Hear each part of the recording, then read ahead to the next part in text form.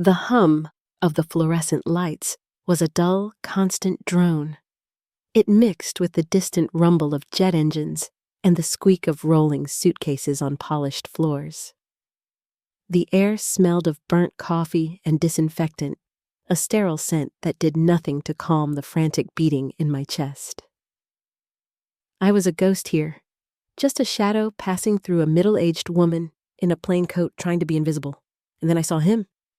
He was across the terminal near gate B12. My son. My Leo.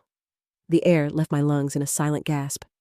He was tall, so much taller than the boy in my memories. He wore a dark wool coat, the collar turned up against a chill I couldn't feel. His hair was the same deep brown, but cut shorter now, neat and serious. He was pulling a small suitcase with one hand, and strapped to his back was the sleek, black shape of a cello case. My heart, which I thought had shattered years ago, somehow found a way to break all over again. He looked confident, grounded. He checked his phone, a small, impatient frown on his face that was so familiar it made my throat ache. He was a man now, a 20-year-old man with a life I had no part in, a future I had no right to witness. Every cell in my body screamed his name. Leo. Just to see if his head would turn, if some forgotten instinct would recognize the sound of my voice. But my mouth was sealed shut by 15 years of shame. I had no right. The thought was a mantra, a shield I had used for years to protect both of us, me from the pain of rejection and him from the confusion of my return. He was better off. I had told myself that a million times. He had a good life. He was successful. I had seen it online.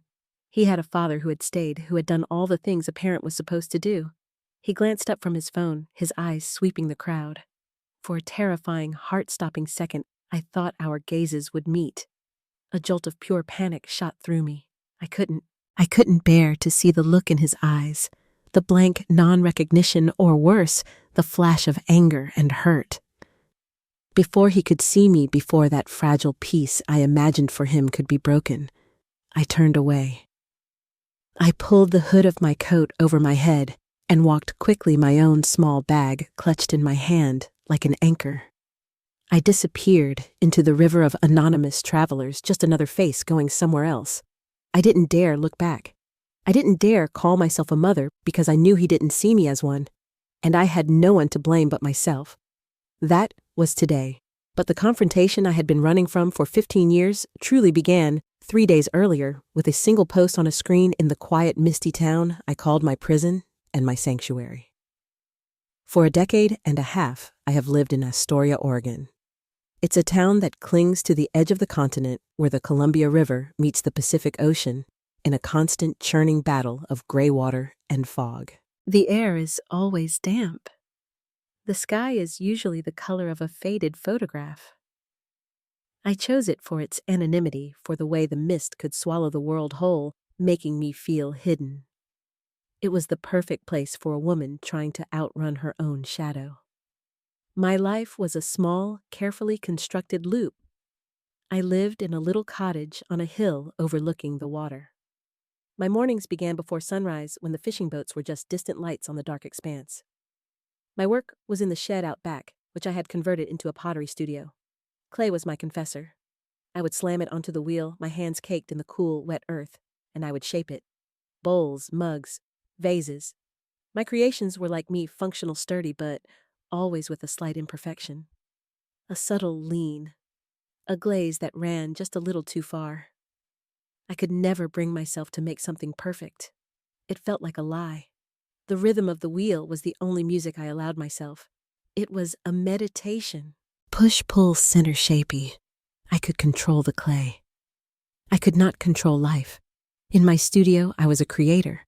Outside of it, I was a failure. I sold my pieces at a small co-op in town and to a few galleries up the coast. It was enough to live on, a simple life, a quiet life, a life of penance.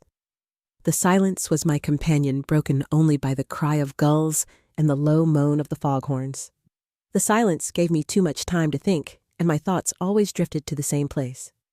To a small boy with big brown eyes and a laugh that used to fill a room. The only window I had into his world was the cold blue light of my laptop screen. It was a sick, secret ritual. Every night after cleaning the studio, I would sit at my small kitchen table and type his name into the search bar. Leo Vance. Sometimes there would be nothing for weeks. Other times a new article would appear. A review of a university performance. A mention in a local arts blog. A photo from a competition. I collected these digital crumbs like a starving woman. I had a private folder on my desktop, hidden inside another folder labeled Taxes. It was filled with screenshots. Leo standing with his cello, his expression serious. Leo in a group photo with the university orchestra, a rare small smile on his face. Leo in a candid shot I found on social media, laughing with friends. I studied each one, searching for clues. Was he happy? Was he healthy? Did he ever think of me? The last question was a knife I twisted in my own heart. I told myself it was better if he didn't. 3 days ago, my routine was broken. I was in my studio trimming the base of a set of mugs when my phone buzzed. It was Clara, my only friend. Coffee, my treat. You look like you need to see another human being. Clara owned The Daily Grind, the best coffee shop in town. She was a loud, warm, fiercely loyal woman who knew my story. She never judged me for it, but she also never let me wallow. She was the one who pulled me out of my cottage when the silence became too deafening. I wiped the clay from my hands and walked down the hill into town. The bell over her door chimed, and the smell of coffee beans and cinnamon was a welcome shock to my senses. Clara was behind the counter, her silver hair pulled back in a messy bun. "There she is," she said, her voice booming. "The Hermit of Astoria." "The usual," I nodded, sliding onto a stool at the counter. "Please." She prepared my black coffee, the hiss of the espresso machine filling the comfortable quiet between us. I scrolled absently on my phone, my thumbs swiping through the noise of the world. And then I saw it. An article from a Seattle arts publication. The headline jumped out at me bold and bright. Prodigy cellist Leo Vance to make solo debut at Benaroya Hall. My breath caught. I clicked the link. My finger was trembling. There was a photo of him, a professional headshot. He looked so much older than the last picture I'd saved. His jaw was sharper, his eyes more intense. The article was glowing. It praised his technical brilliance and profound emotional depth. It mentioned his upcoming performance, a solo concert, in Seattle, this Friday. My coffee cup clattered against the saucer as I set it down. My hands were shaking too hard to hold it. Seattle was only a 3-hour drive away. For 15 years, he had been a world away. Now he was going to be just down the highway. A real, living, breathing person in the same corner of the world. "Elena, you okay? You look like you've seen a ghost."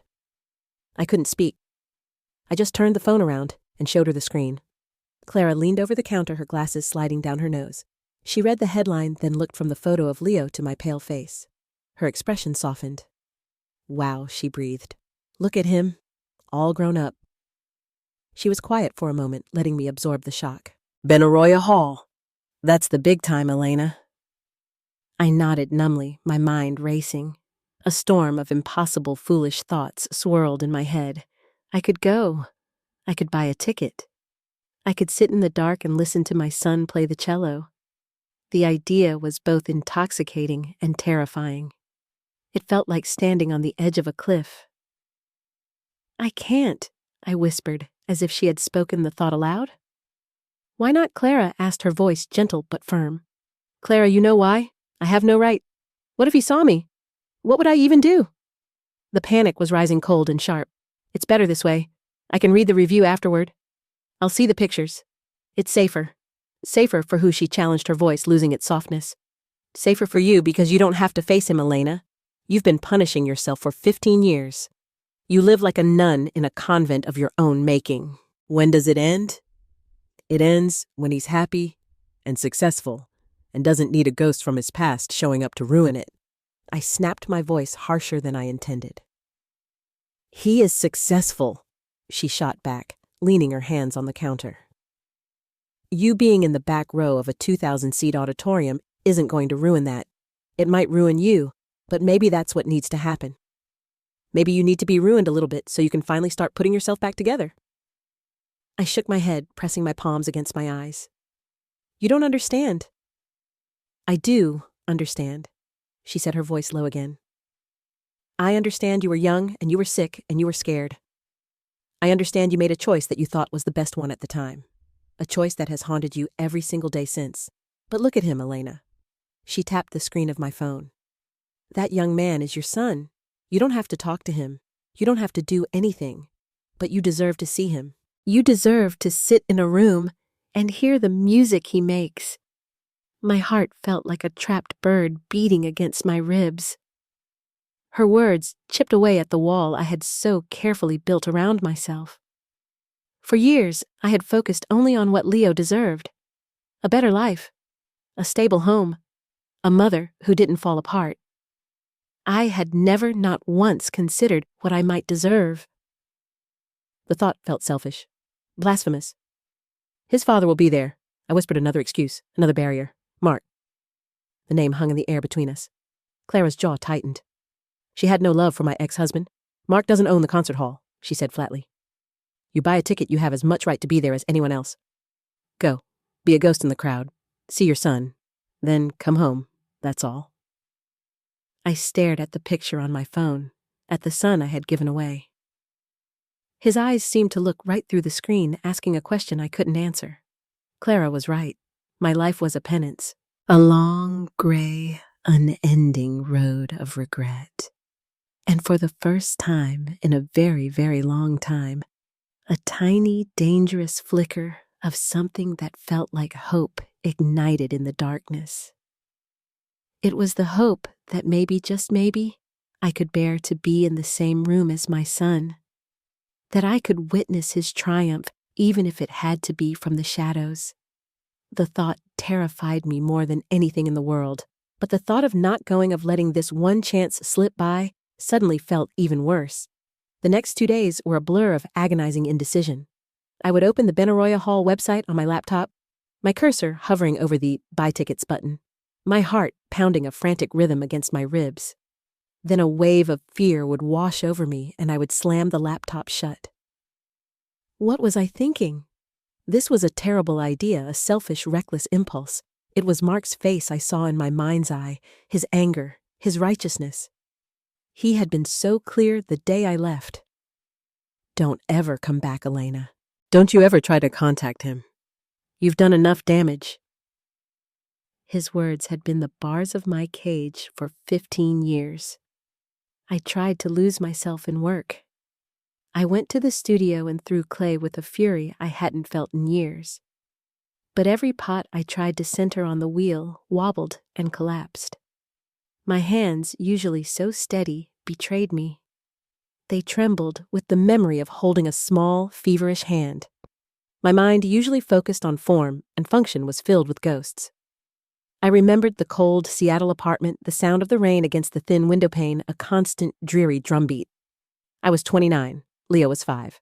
Mark was working 2 jobs trying to get his architecture career off the ground, but we were drowning in debt. The air in that apartment was thick with tension, and the smell of turpentine from my failed attempts to paint.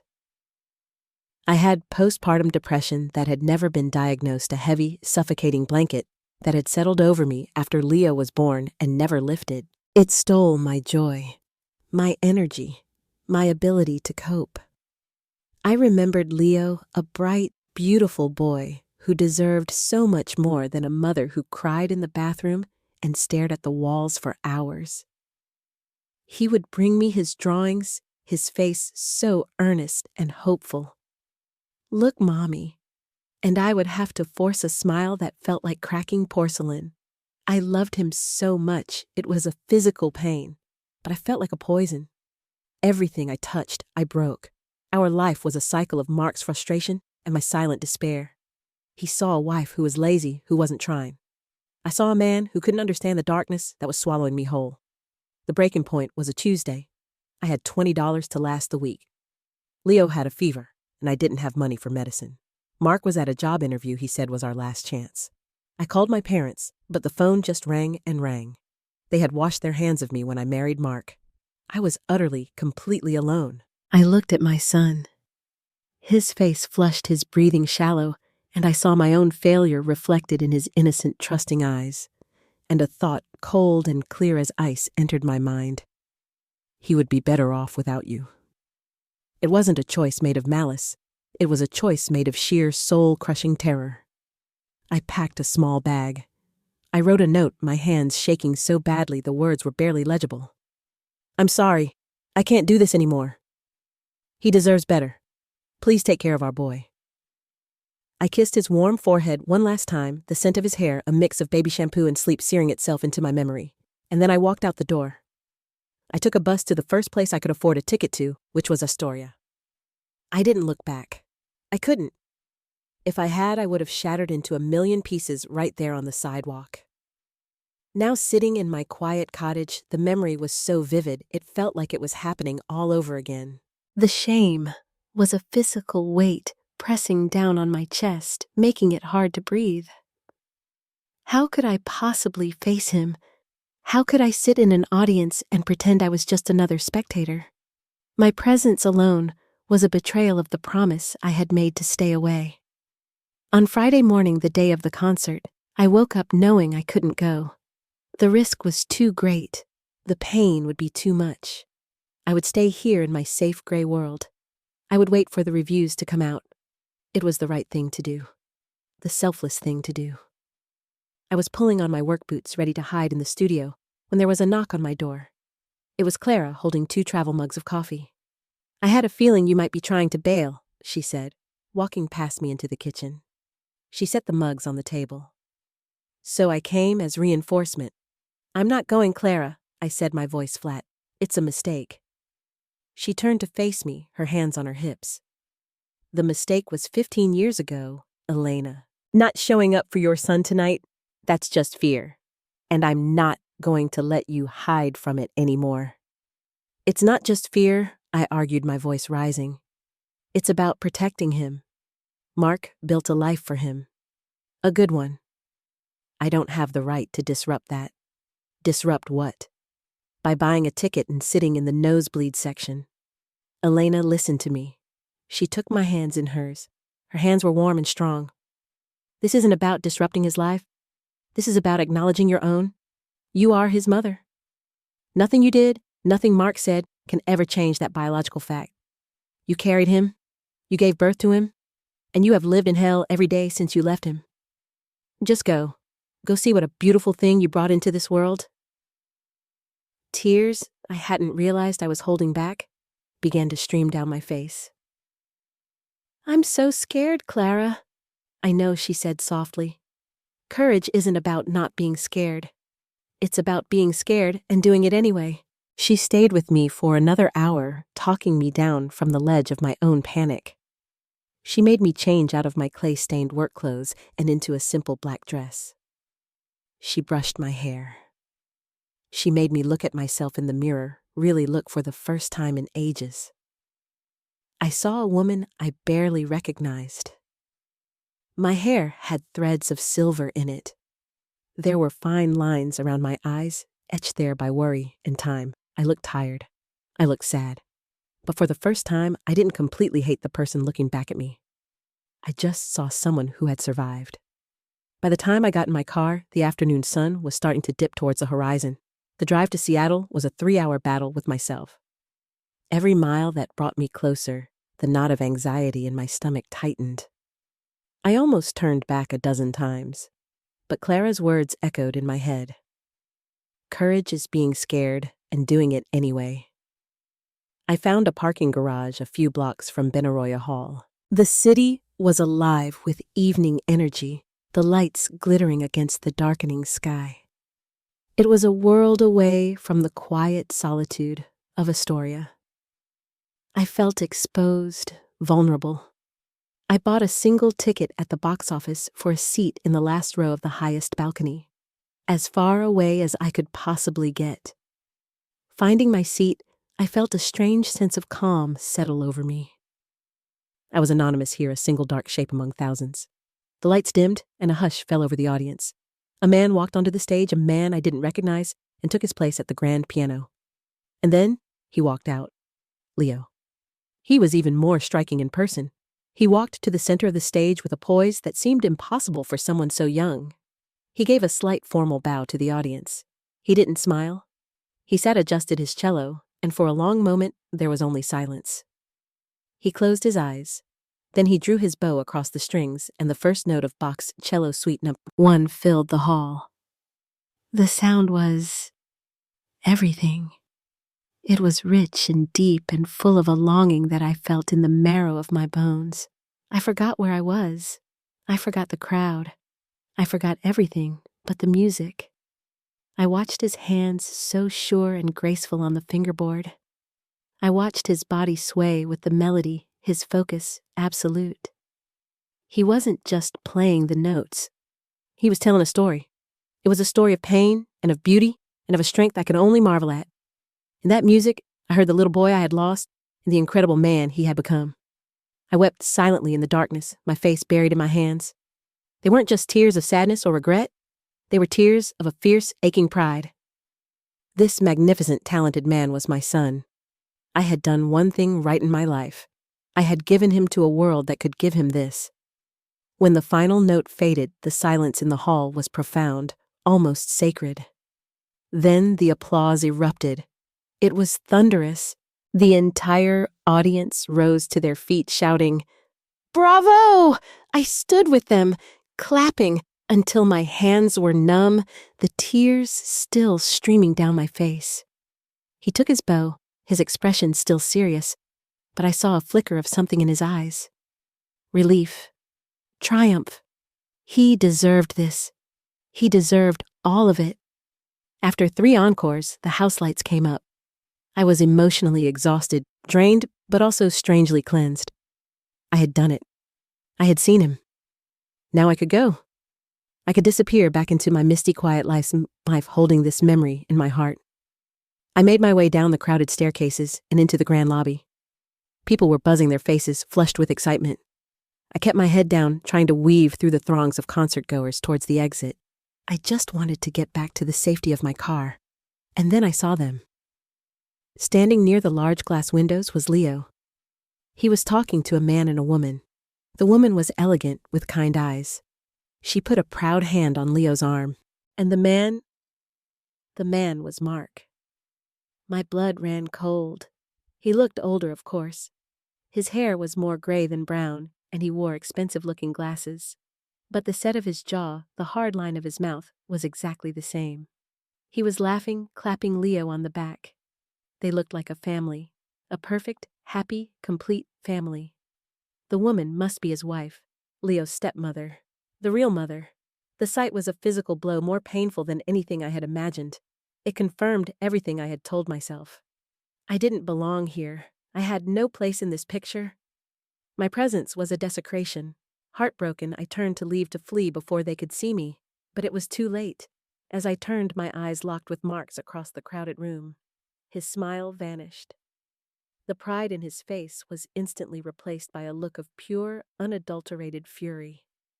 It was as if he had seen a demon from his past rise up in the middle of this perfect night. The past had just collided with the present, and I was standing in the wreckage. For a moment, the world stopped.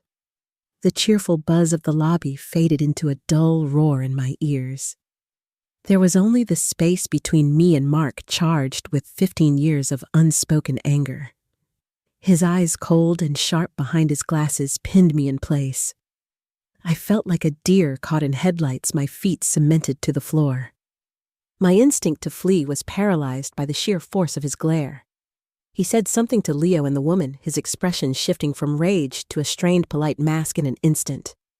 He excused himself and started walking towards me. He didn't rush.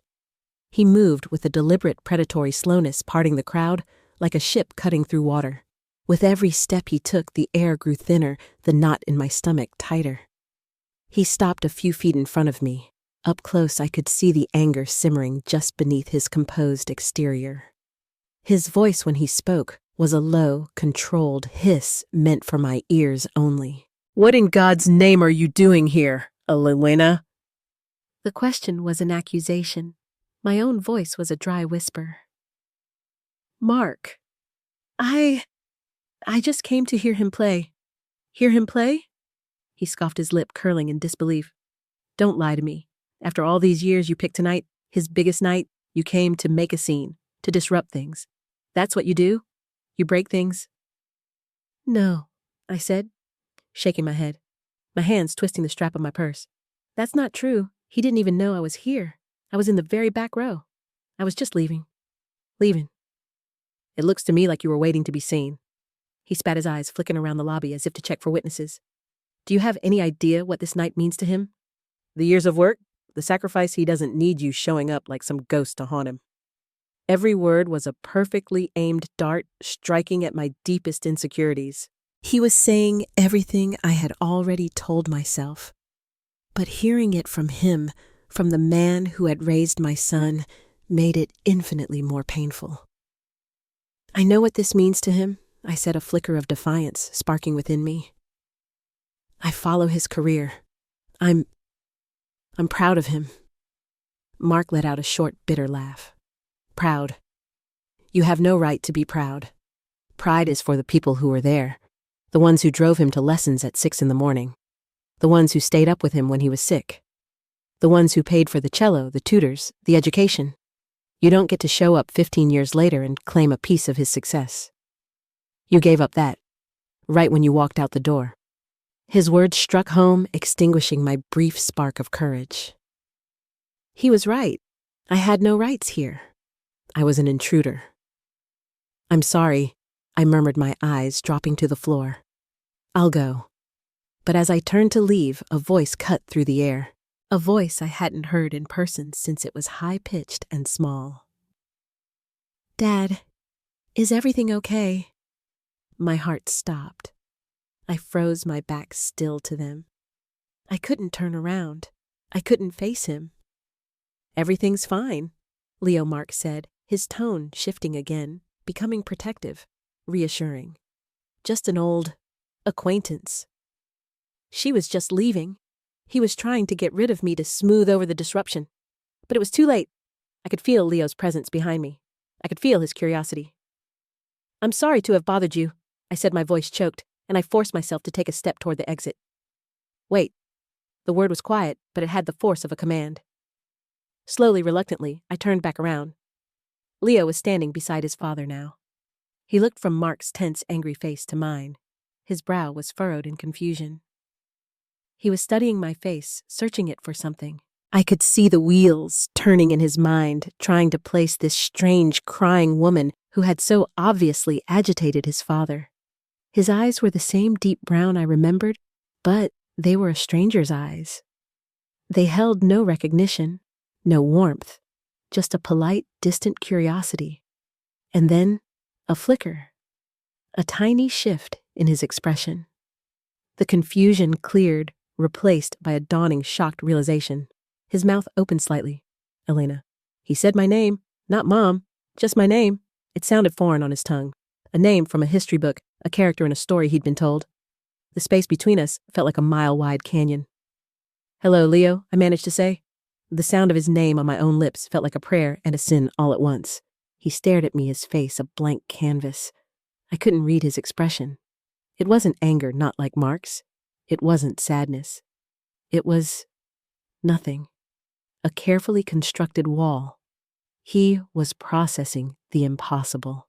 The mother, who had vanished from his life, was standing in front of him in the lobby of Benaroya Hall.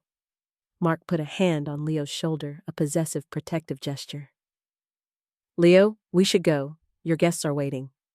But Leo didn't move. He kept his eyes fixed on me. "What are you doing here?" he asked. His tone was flat, devoid of emotion. It was worse than anger. Anger would have meant I still had the power to affect him. This was the cool detachment one uses with a stranger. I came to hear you play," I repeated, my voice trembling. "You were wonderful, truly."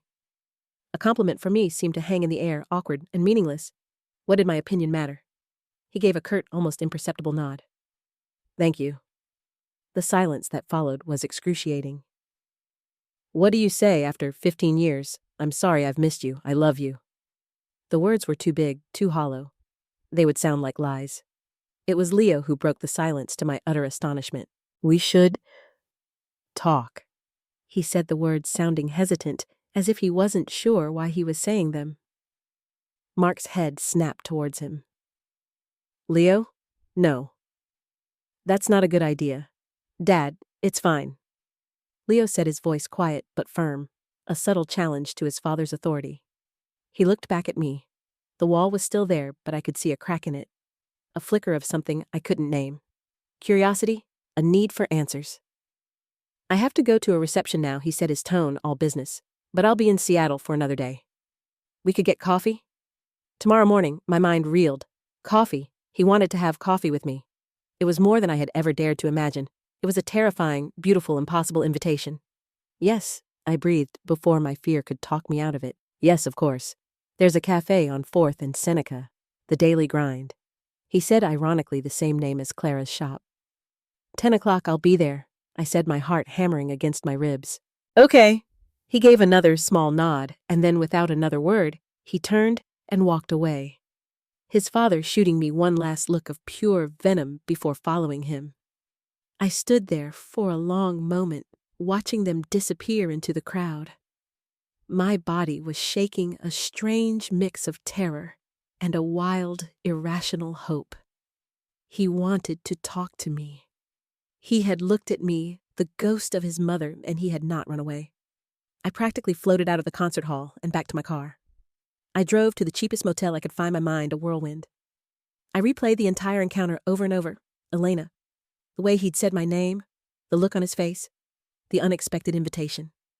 I barely slept that night. I was too wired, too terrified. What would I say to him? How could I possibly explain 15 years of silence in the time it takes to drink a cup of coffee? I practiced conversations in my head, but every sentence felt wrong. I left because I was sick sounded like an excuse. I did it for you sounded like a lie. There were no words that could bridge the chasm between us. The next morning, I arrived at the cafe 20 minutes early. My hands were clammy, my stomach a pit of nerves. I chose a small table in the corner, a place where we could have some privacy. I ordered a black coffee I knew I wouldn't be able to drink. At exactly 10 o'clock, he walked in. He looked different in the daylight, younger. He was wearing jeans and a simple gray sweater. He spotted me immediately and walked over, his movements still precise and controlled. Hello, he said, sitting down opposite me. He didn't smile. Hi, I said, my voice barely a whisper. Thank you for meeting me. He just nodded, his eyes scanning my face as if he were trying to solve a puzzle. The silence stretched between us, thick and heavy. Your father, I began, then trailed off, not sure how to finish the sentence. He's not happy about this, Leo said, his voice flat. He thinks you're going to hurt me. The bluntness of his statement took my breath away. Is that what you think? I asked softly. He shrugged, looking down at the table. I don't know what to think. He told me you were unstable, that you didn't want me. The words were a punch to the gut. Unstable. It was true in a way, but didn't want him. That was the story he had been told, the story that had shaped his entire life, the story that had turned his heart against me. Leo, that's not true, I said, my voice pleading. I wanted you more than anything in the world. I wasn't well. The city, the lack of money, I was so overwhelmed. I wasn't a good mother to you. I thought you would have a better life without me. I watched his face for any sign of softening, any flicker of understanding. But his expression remained closed, guarded. He looked up at me, his eyes cold. A better life.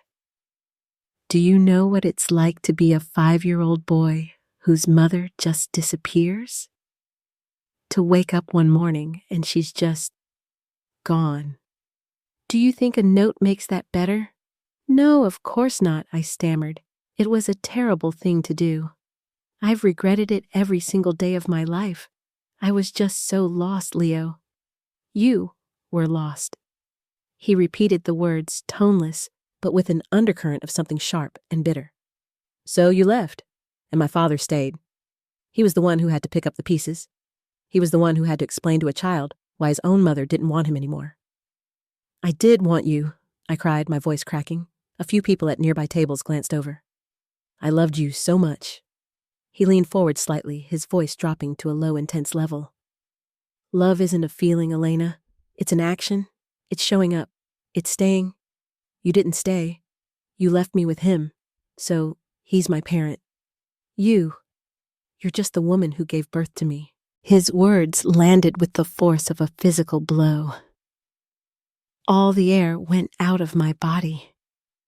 The small, fragile hope that had ignited the night before was extinguished, leaving only cold, black ash. He had listened to my pathetic explanation and had found it worthless. He had looked at me and seen nothing but a biological fact, a historical footnote in his life. The wall around his heart was not made of stone. It was made of 15 years of pain and abandonment, and it was impenetrable. He pushed his chair back. I don't know what I thought. I thought maybe seeing you would make something make sense, but it doesn't. He stood up, his face set like stone. My father was right. This was a mistake.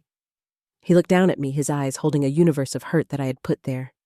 "Please." He said, his voice quiet but final. "Don't contact me again."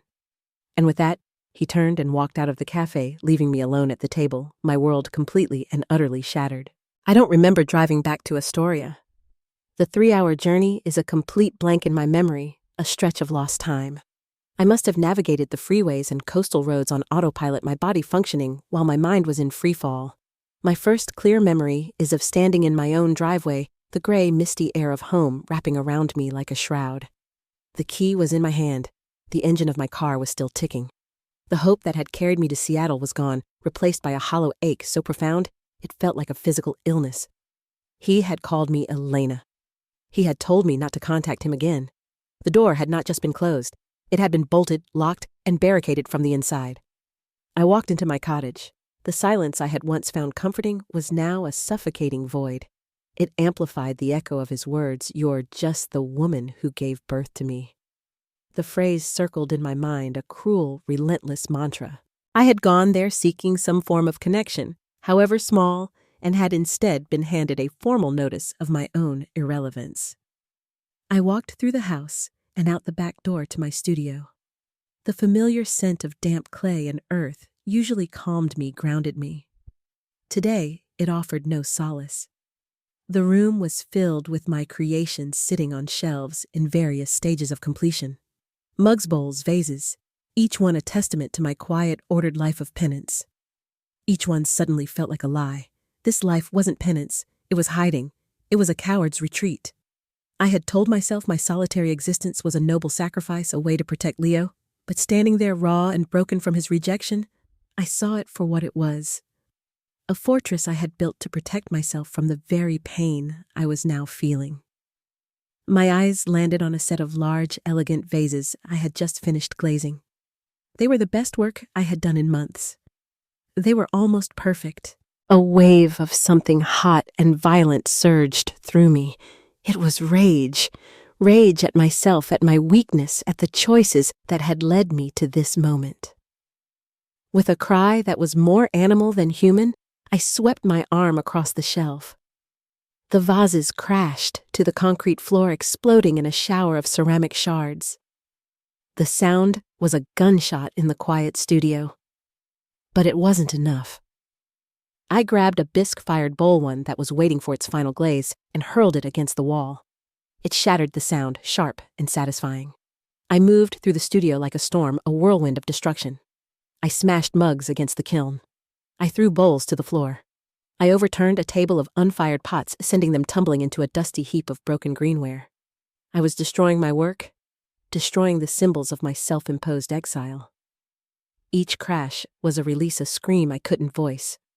I was breaking the quiet, orderly life I had built because it had been built on a foundation of self-deceit. When there was nothing left within reach to break, I sank to the floor amidst the debris, my body shaking with dry, ragged sobs. I was surrounded by the wreckage of my own making, both literally and figuratively. I had finally hit bottom. I don't know how long I sat there. The light outside the studio window began to fade, the gray afternoon deepening into a dusky twilight. The door creaked open, and light from the cottage spilled in. Elena. It was Clara. She must have seen my car and come to check on me. She took in the scene, the overturned table, the shattered pottery covering the floor, and me, a huddled mess in the middle of it all. She didn't gasp. She didn't ask what happened. She just sighed, a long, weary sound. She carefully picked her way through the shards and sat down on the floor beside me. She didn't try to hug me or offer empty platitudes. She just sat there in the wreckage with me, a silent, solid presence in the growing dark. Finally, her voice came soft but firm. "Well, looks like you've been busy." My laugh was a broken hiccuping sound. "You could say that." "The meeting with Leo didn't go well, I take it," she said. It wasn't a question. I started to talk, and once I started, I couldn't stop. The words poured out of me, a torrent of pain and humiliation. I told her everything. The hope I'd felt after the concert, the crushing disappointment of the coffee shop. I told her what Leo had said, how he'd called me Elena, how he'd accused me of not wanting him, how he'd told me love was an action and I had failed to act. When I finally finished, my voice was hoarse. The silence returned, but this time it felt different. It was the quiet after a storm. "He's not wrong," Clara said, her voice even. I flinched. I had expected comfort, not confirmation. "What about love being an action?" she clarified, turning to look at me. Her face was serious in the dim light. "He's right. And for 15 years, your main action has been to run and hide. You've been telling yourself a story, Elena. The story of the tragic, self-sacrificing mother who gave up her child for his own good. It's a noble story. It's a comforting story. But it's not the whole truth, is it?" Her words were sharp, but they held no malice. It was the brutal honesty of a true friend. "What do you mean?" I whispered. "I mean, yes, you were sick. Yes, you were poor and scared. But there was another part of it wasn't there. The selfish part. The part of you that was just a terrified young woman who couldn't cope and simply ran away. You didn't just leave for him. You also left for you. Because it was too hard, and you've never been willing to admit that part to yourself, let alone to him." The truth of her words landed with a quiet, devastating thud. She was right. I had wrapped my cowardice in a blanket of nobility. I had focused so much on the postpartum depression, the poverty, the external forces that had crushed me, that I had refused to look at the simple, ugly truth at the core of it all. I had given up. I had fled. It was an act of desperation, but it was also, in its own way, an act of self-preservation. And I had never, ever owned that. I tried to explain. I started weakly. "No," Clara cut me off gently. "You tried to justify. There's a difference. Justification is about making yourself feel better. Real explaining is about telling the whole, ugly, painful truth without any varnish.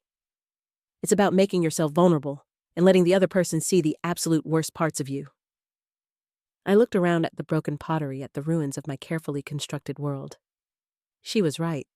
This was all a defense mechanism, a way to prove to myself that I was a creator, not a destroyer. But I had destroyed the most important thing in my life. I had destroyed my son's sense of security. I had destroyed his ability to trust the person who was supposed to be his anchor. He told me not to contact him again. I said, my voice hollow. "It's over. I had my one chance and I blew it." "Maybe," Clara said, shrugging. "Or maybe this is the real beginning. You tried to meet him on your old false terms and it failed. Now you have a choice. You can accept his rejection and go back to being the sad, quiet Potter for another 15 years. Or you can decide to fight. Fight how I asked. He won't see me. He won't talk to me. Then you write it down," she said, her voice gaining intensity. "You write him a letter, not a note with excuses. A real letter. You tell him everything. Not the story you've been telling yourself, but the real, raw, messy truth. Tell him you were a coward. Tell him you were selfish. Tell him you were so broken you thought the only thing you could do was run. Don't ask for his forgiveness. Don't ask for anything. Just give him the truth. It's the one thing you've never given him." The idea was terrifying. To write it all down, to strip away all my defenses and expose the raw nerve of my failure, it felt impossible. But as I looked at the wreckage around me, I knew she was right. What did I have left to lose? My pride was already shattered. My hope was gone. All that was left was the truth. Even if I write it, I said he'll never read it. He'll just throw it away. Maybe Clara said, getting to her feet and offering me a hand. I took it, and she pulled me up. But you won't write it for him, Elena. You'll write it for you. It's time you finally faced the woman you were 15 years ago. It's time you stopped running from her. That night, after Clara helped me sweep up the worst of the debris, I sat down at my kitchen table. The house was quiet. I took out a legal pad and a pen. For a long time, I just stared at the blank yellow page. My hand trembled. I started writing. Dear Leo, I started then crossed it out. It was too formal. Leo, that was better. I am writing this letter not to ask for your forgiveness or to change your mind. I am writing it because you deserve the truth. The whole truth, not the story I tried to tell you in the coffee shop. The truth is, I failed you. The words were hard, painful, but they felt right. They felt honest. For the first time, I wasn't trying to build a defense. I was writing a confession. I wrote for hours, the pen scratching across the paper, the words flowing out of a place I had kept locked away for 15 years.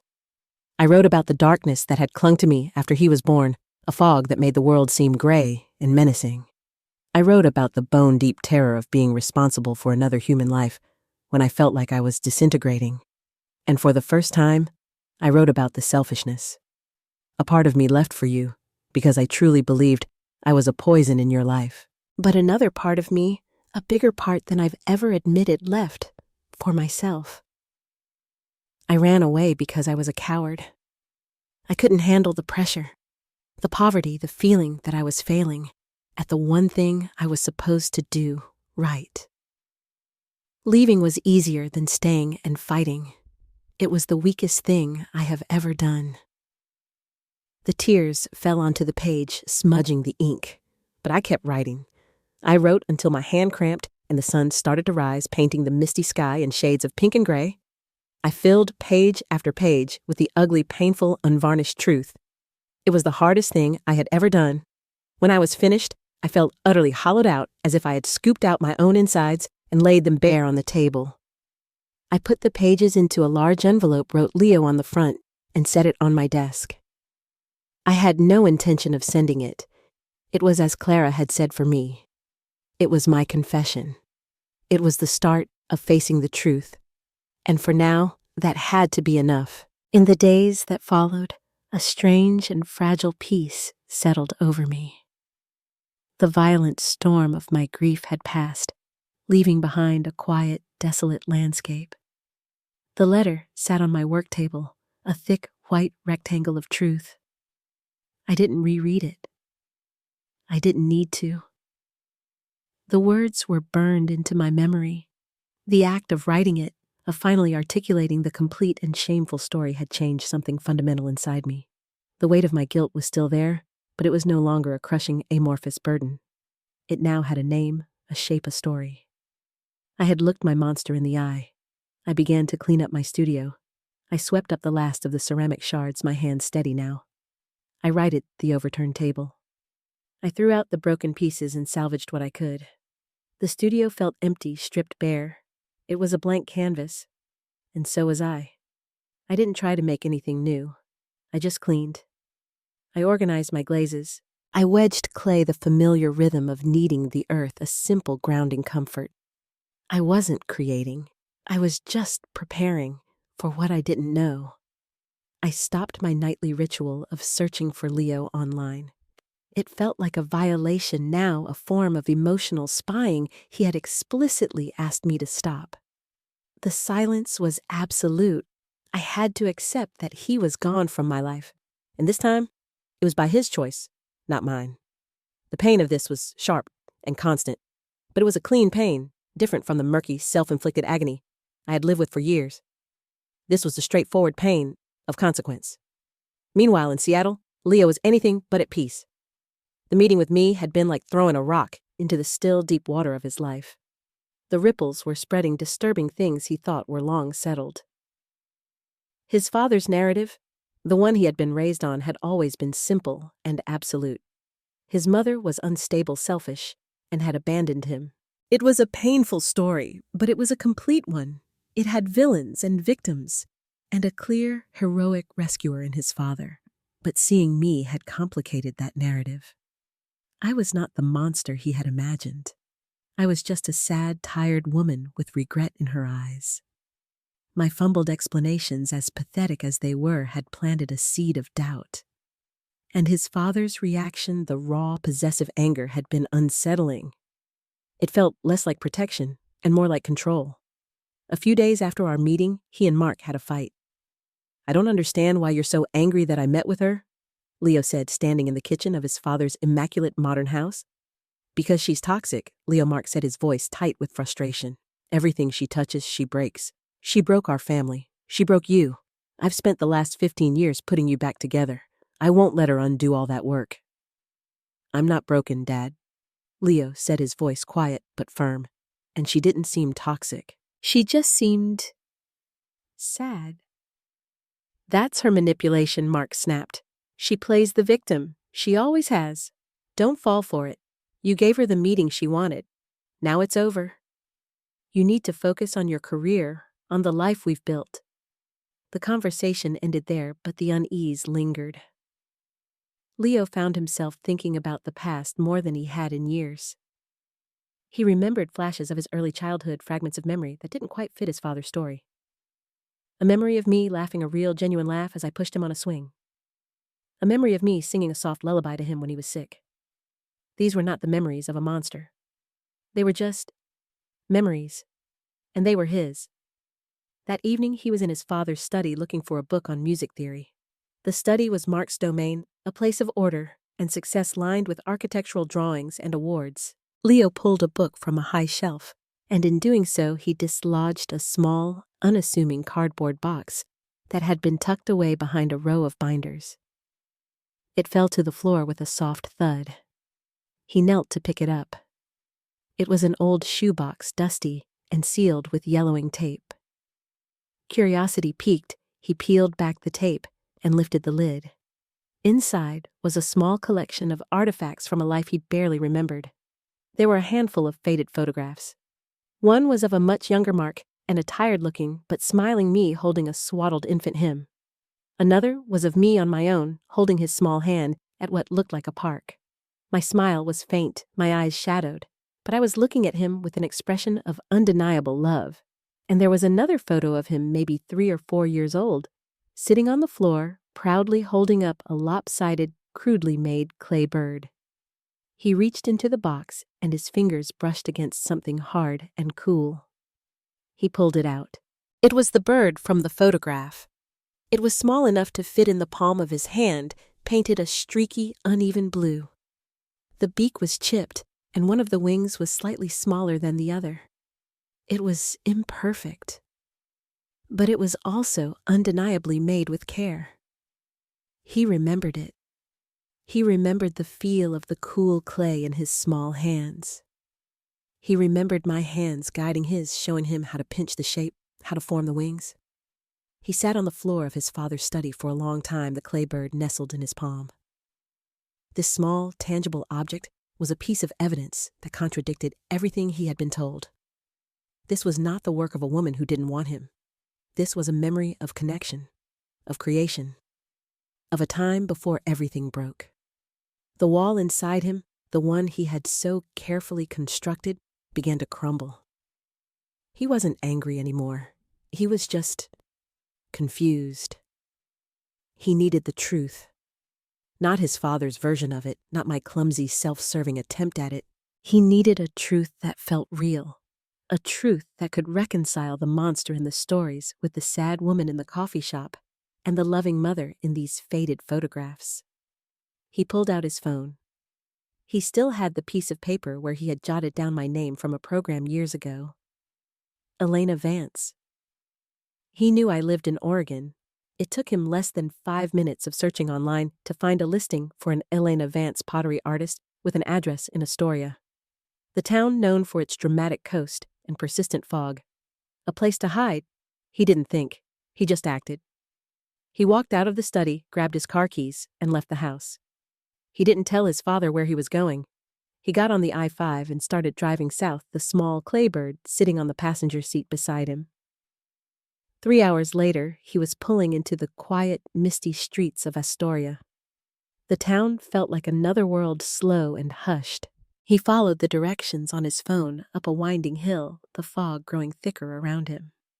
He found my cottage, a small, unassuming building with a plume of smoke curling from its chimney.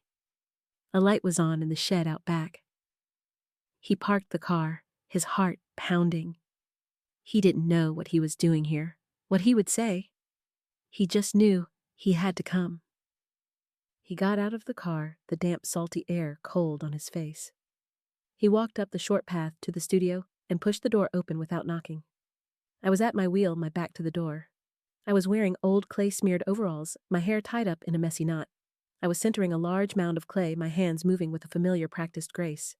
The studio was clean now, orderly, but it felt stark empty. The only thing out of place was the thick white envelope sitting on the work table beside me. The sound of the door opening made me jump. I stopped the wheel and turned my eyes wide with surprise. Leo. I breathed, my voice barely audible. My hands flew to my chest, smearing clay on my shirt. He stood in the doorway, his tall frame filling the space. He looked exhausted, his hair damp from the fog. His eyes darted around the sparse studio, and then they landed on the envelope on the table. He saw his name written in my familiar script. He took a step into the room, his gaze moving from the letter back to my face. I looked older than I had in the coffee shop, more fragile, more real. He saw the faint lines of panic around my eyes, the way I clutched my hands together. He took another step, his eyes still locked on the letter. "What is that?" he asked, his voice, quiet, hoarse, from the long drive. I looked at the envelope, then back at him. My mind raced. There was nowhere to hide now. No more stories, no more justifications. He was here in my sanctuary, in my mess. He was here for the truth. "It's a letter," I said, my voice shaking. "For you." I wasn't going to send it." He walked over to the table and looked down at the envelope. He didn't touch it. He just looked at it as if he could feel the weight of the words inside. Then he looked at me, and for the first time, the wall in his eyes was gone. In its place was a raw, aching vulnerability that mirrored my own. "I need to understand," he said, his voice cracking on the last word. "I need you to tell me why." The air in the studio was thick with unspoken history. The hum of the kiln was the only sound, a low, steady witness to the moment I had dreaded and on some deep level longed for my entire adult life. He stood before me, no longer the angry stranger from the coffee shop, but a young man adrift searching for an anchor in the storm of his own past. The question hung between us, simple and immense. Why my first instinct was to deflect, to protect, to soften the blow. The old habits of self-preservation were deeply ingrained. But I looked at his face, at the raw confusion in his eyes, and I saw the 5-year-old boy he used to be, asking a question he had every right to ask. And I looked at the letter on the table, my written confession, and I knew there was no more room for anything but the brutal, cleansing truth. Clara's words came back to me. "Stop justifying. Tell the whole, ugly, painful story." I took a deep, shaky breath, wiping my clay-covered hands on my overalls. "The truth isn't simple, Leo. It's not one thing." My voice was quiet, fragile. It's 100 small, broken things that all happened at once. He didn't speak. He just watched me, his expression intense, waiting. He pulled over a dusty wooden stool and sat down, a silent signal that he was here to listen for as long as it took. So I began. I didn't start with the excuses. I started with him. "When you were born," I said, looking not at him, but at my own hands, as if the story were etched there. It was the most terrifying and beautiful day of my life.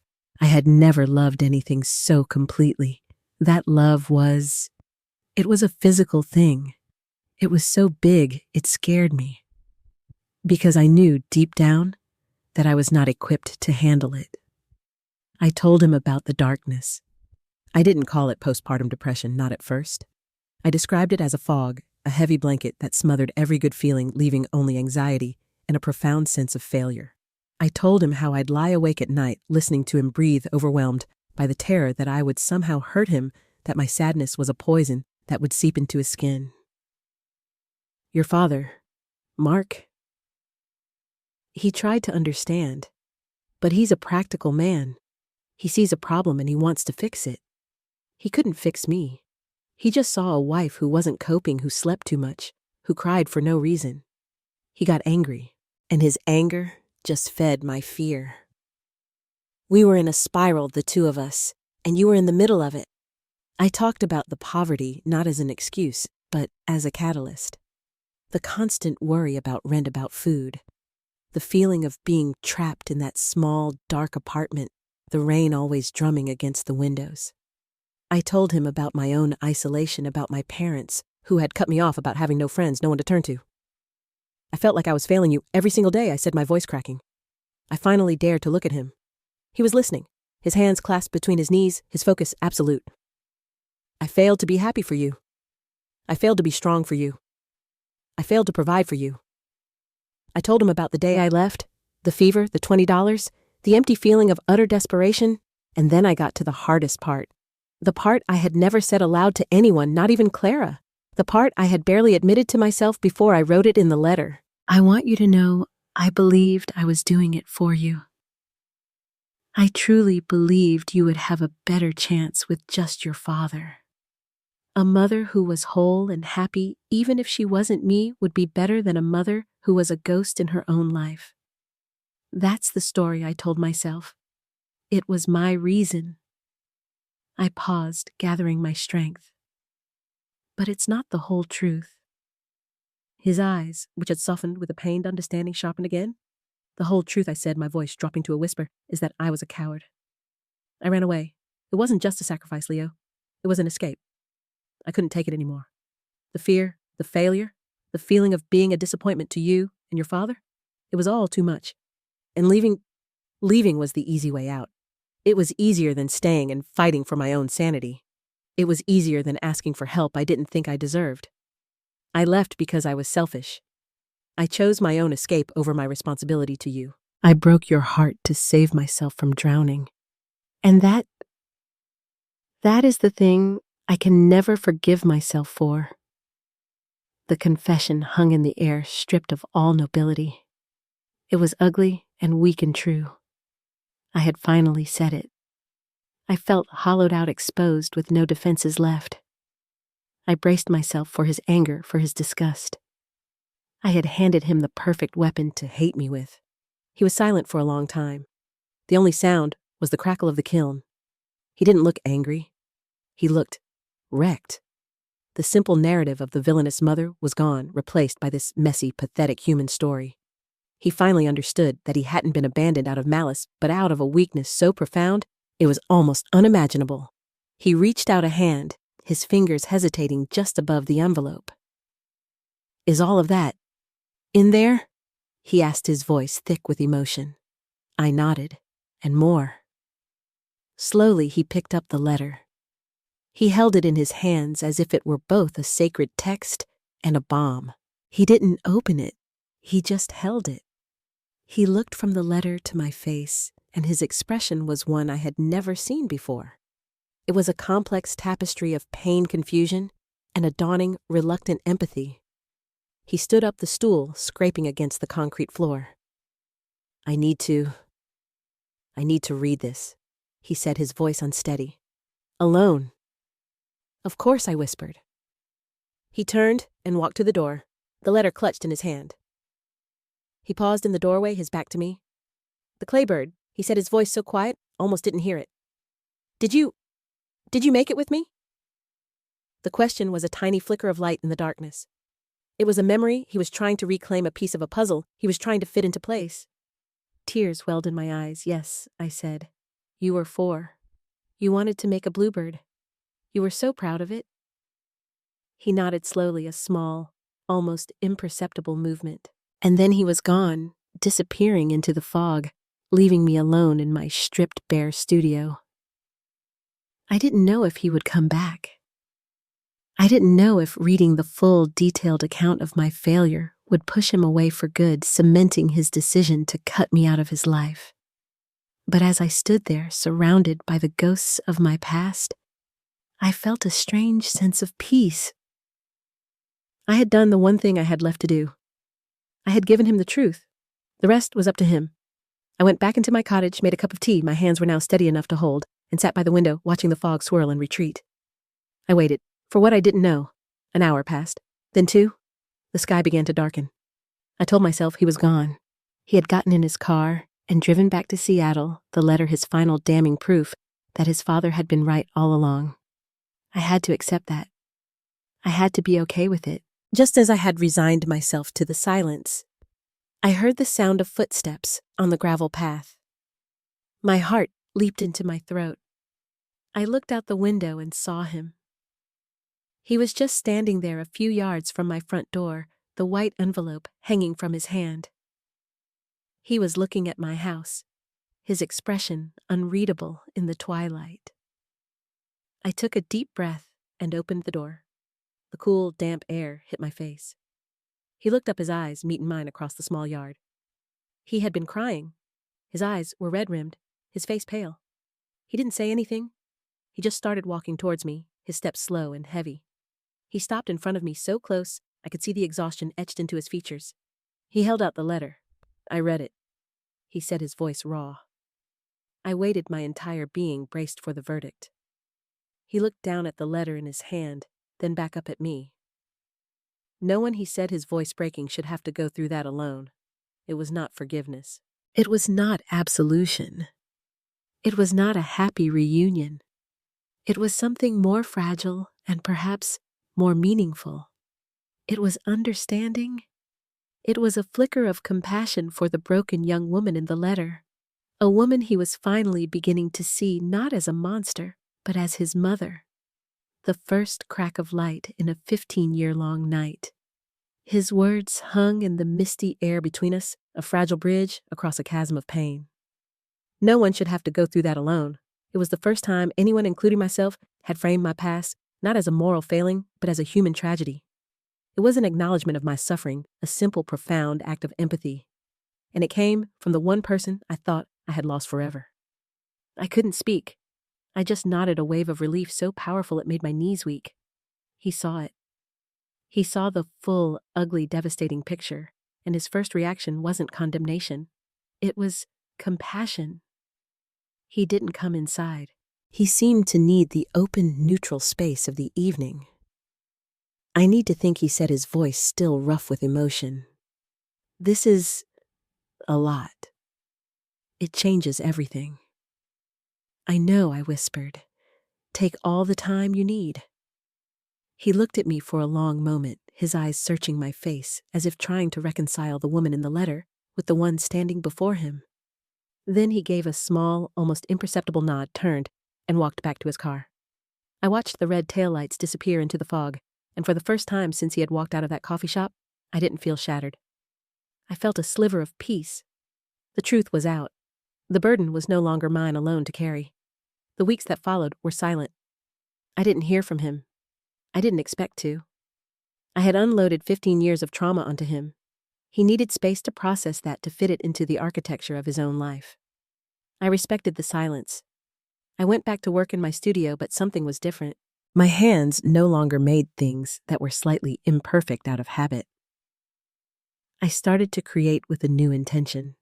I made a set of bowls perfectly round, their glaze smooth and even. I was no longer afraid of creating something whole. It didn't feel like a lie anymore. It felt like a possibility. I thought often of what Clara had said, that I had written the letter for myself. And it was true. Confessing my weakness had paradoxically made me feel stronger. I was no longer hiding. I had faced the worst parts of myself and survived. Whatever happened with Leo, I knew I would be okay. The long penance was over. About a month after his visit, my phone buzzed with a text from an unknown number. My heart leaped.